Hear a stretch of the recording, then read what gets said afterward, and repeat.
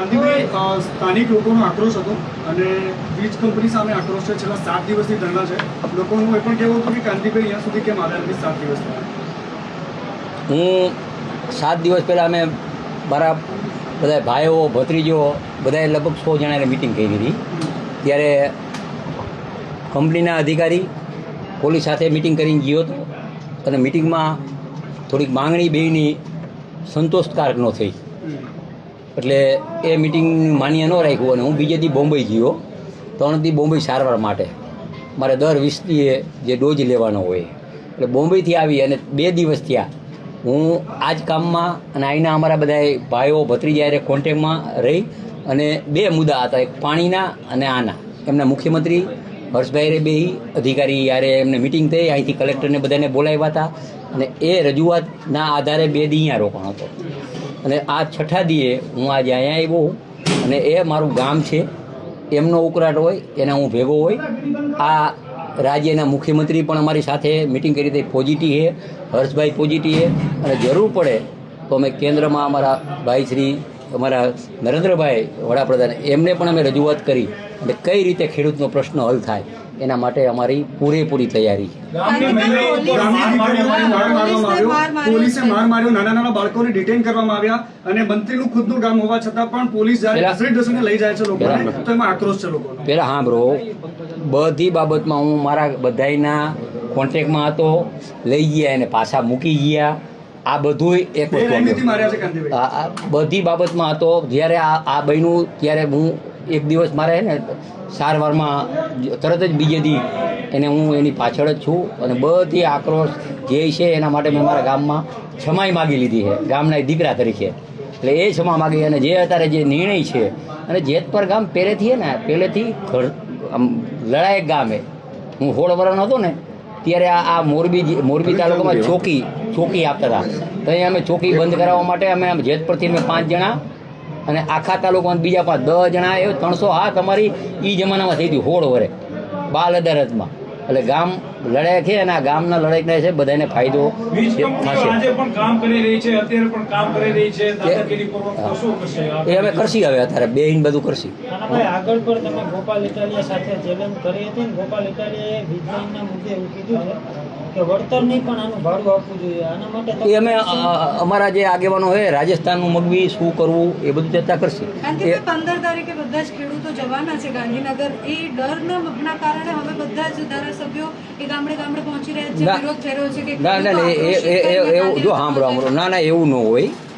2 વસ્તુ હોય, બધાને હક હોય ખેડૂતને રજૂઆત કરવાની અને વિરોધ પક્ષને પણ વિરોધ કરવાનો હક હોય. હા એટલે એમાં કંઈ કોઈ એવું સરકારને ન હોય. અમારી ફરજમાં આવે, તમામ ધારાસભ્યની ફરજમાં આવે. મેં કેમ કીધું હું 2 દિવસ અહીંયા ઊભા થઈને બોલ્યા આવીને આ બધા હું કોન્ટેક્ટમાં તો રજૂઆત કરવા માટે મૂળ અંતે તો રજૂઆત આપણે ગાંધીનગર જ કરવાનું હોય. અહીંયા અમે કલેક્ટર પાસે ડીએસપી પાસે કરશી, એના હાથમાં તો કાંઈ છે નહીં. હું જાણું તમે જાણતા હોય તો એમાં અમારે જે રજૂઆત કરવાના આધારે આજે 2 અને 15 તારીખે ખેડૂત જાતા હોય તો એના હિસાબે કંઈ અમે આવ્યા હોય એવું પહેલાં મગજમાં તમે કાઢી નાખજો. હા, એના માટે અમે જરાય કોઈ અત્યાર સુધીમાં ગામમાં આવીને કોઈ વાત નથી રાખી એવું પણ અમને ગામના લોકોએ કહ્યું કે ધારાસભ્યો આસપાસના જે વિસ્તારના છે એ પણ કોઈ અત્યાર સુધીમાં આ લોકોને મળવા તમે પેલા હા જ્યારે માર ખાધી ત્યારે પણ કોઈ ના પેલા હા બ્રો મને હવે અહીંયા અમે આવી કેવી રીતે કોંગ્રેસ વાળા આવી જાય, આમ આદમી વાળા આવી જાય, સાંભળો આવી બરોબર. અમારા ગામના કાલના અમે કોન્ટેક્ટમાં હતા બધાના. એને કીધું પહેલાં તમારે જે પ્રોગ્રામ હોય એ કરી લ્યો, પછી આપણે બેસી અને જે રસ્તો કાઢવો હોય એક મિયાનમાં 2 તલવાર નો હાલે. હવે અમારે રસ્તો અમારે જ કાઢવાનો હોય, એને તો ભાષણ કરીને વહી જવાનું હોય, ઉશ્કેરવાના છે. રસ્તો જે અમારે કાઢવાનો હોય એ પૂરેપૂરો કોકડથી રસ્તો નીકળશે એવું હું પ્રયત્ન કરું. અહીંયા જેટલા પણ ખેડૂતો છે જેને માર પડ્યો છે બધાને એવું કેવું છે કે જ્યારે પોલીસને કહેતા હતા તો એ કહેતા હતા ઉપરથી ઓર્ડર છે. ઉપરથી કયો ઓર્ડર આવે છે મારવાનો? જો પેલા સાંભળો છો આજથી લગભગ 7 દીથી હાલે. 7 દિવસમાં હું છે નહીં 2-3 જણાના કોન્ટેક્ટમાં હતો. એ કહેશે પાછા લઈ ગયા મૂકવામાં કયો તમે ભાઈ તમે કહો હું નહીં મારું. આપણા મંત્રી સાહેબ જ સતત પોલીસ સ્ટેશનમાં કોન્ટેક્ટ કરાવી ફોન કરી અને બધાને જવા દેવામાં આવતા હતા. પાછા એ મૂકી પણ જવાના એમનો ઘરે. ગુનો શું? 3 દિવસ પહેલા જ્યારે ખેડૂતોને ડિટેન કર્યા હતા, એક દીકરા સાથે વાતચીત કરતા કહ્યું કે આ દીકરો બાહોશ છે. એનો ગુનો શું છે? જો 10 વર્ષનો તમારા જ ગામનો દીકરો પોલીસ ડિટેન કરીને જાય તો એના કરતા કાયદાની પણ એમાં શું હોય, હું ઓળ વરે જીવ તો હવે એમાં અમારો દીકરો મજબૂત થશે. એ છોકરાને ડિટેન નથી કરવામાં આવ્યો. પેલા આપણો કયો છોકરાને ડિટેન એનો નથી ભત્રીજો કરવામાં થાય. આવ્યો. એના મમ્મી સાથે ગયો છે છોકરો, એટલે ઈ એનો detain ભત્રીજો થાય. મારો ભત્રીજો જ છે, એટલે કોઈ ડિટેન કરવામાં નથી આવ્યો. કાંતિભાઈ, મૂળ મુદ્દે આ બધી જે ચર્ચા થઈ, આવતીકાલે આ મુદ્દો ઉકેલાય એના માટે તમે શું કરવાના છો અને ભવિષ્યમાં શું કરવાના એની વાત કરવી છે. આવતી અત્યારે બે છે ને, બે આવતીકાલ મીટિંગ કરશી. કાલ કોની સાથે મીટિંગ શું એ વાત કરવી છે. ગામજનોની એક જ માંગ છે કે ગામ બંધ થવું એ જોઈએ. કરી બરાબર? નિર્ણય એવો કરી હજી એમ કઈ નિર્ણય બેન નો આવી જાય.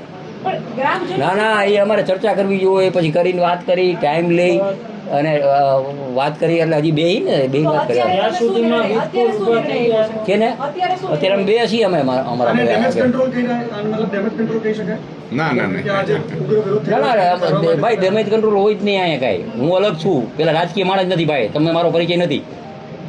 મારો પરિચય ના ના ના નો હોય નો હોય નો હોય ના. હું રાજકીય માણસ નથી.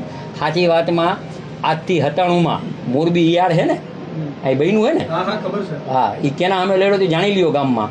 ત્યાં પણ હું આજીવન કેદમાં જીયો હતો, સાચી વાતમાં 97માં. એટલે હું કોઈ એવું રાજકીય ડેમેજ માટે આવ્યો નથી. મારા ગામના પનોતો પુત્ર હોવા ગામનો ખેડૂતને ફાયદો થાય, સરકારમાં સાચી વાત પહોંચે અને સરકાર પોઝિટિવ ખેડૂતને ફાયદો થાય એના માટે આવ્યો. કાંતિભાઈ, અહીંયાની આજુબાજુના ગામમાં પણ ઘણા બધા ખેડૂતો એવા છે જેમને ત્યાં વીજ પોલ નખાઈ ગયા છે પણ હજુ સુધી વળતર નથી મળ્યું. ત્યારે એ બધાય મુદ્દા લેવાના એ બધા. ના, નેતાઓ ત્યારે આવીને વાયદા કરીને જતા હતા પણ પછી અત્યારે ખેડૂત ત્યાંના ત્યાં જ છે. તો આ એ તો ગામની એ તો સ્થિતિ નહીં થાય તો શું? એ કોણ નેતા જીયાઓને શું કાંઈ કાંતિભાઈ, તમે જ જીતો છો અહીંયા કેટલાય ટાઈમથી. ના, પણ એ મારા વિસ્તારમાં એ મને કોઈ એમ કે કાનાભાઈ વાયદો કર્યો હોય. નહીં, કચ્છનો દાખલો છે કાંતિભાઈ. 15 વર્ષ પહેલા વીજ પોલ નાખવામાં આવ્યા હતા, હજી સુધી એનું બધું નથી મળ્યું. ખેડૂતોનો એ પણ આરોપ છે કે જ્યાં કચ્છમાં- હું અહીંયાનો પ્રભારી હું, મારા પાસે કોઈ લેખિત આવ્યું નથી. ઓકે. હું અહીંયાનો પ્રભારી કચ્છનો, અને આવ્યું હોય છે સાંભળો કચ્છના પ્રભારી તરીકે, રાજ્યના મંત્રી તરીકે કચ્છમાં 15 વર્ષ પહેલાંનું વળતર નહીં આવ્યું હોય ને તો હું દેવરા વિશેની ખાતરી આપું. કાંતિભાઈ, અત્યારે ખાલી છેલ્લે હવે એટલી વાત કરી દો કે આ લોકોએ તમને જે રજૂઆત કરી શું છે, આવતીકાલે તમે શું કરવાના છો એ ચોક્કસ. અત્યારે અમે બેસી અમારા ગામના વાત કરી અને કાલે ટાઈમ લઈ કલેક્ટર, એસપી, કંપનીવાળાને બેસી અને કઈ રીતે એનું આયોજન થાય, કઈ રીતે માંગણી છે, શું કાંઈ છે, પછી એ માંગણી સંતોષકારક થઈ જાય ને તો આ પછી મારો રાજસ્થાનની ડિઝાઇન જે પણ જે છે એનું અમે સરકારમાં રજૂઆત કરશું.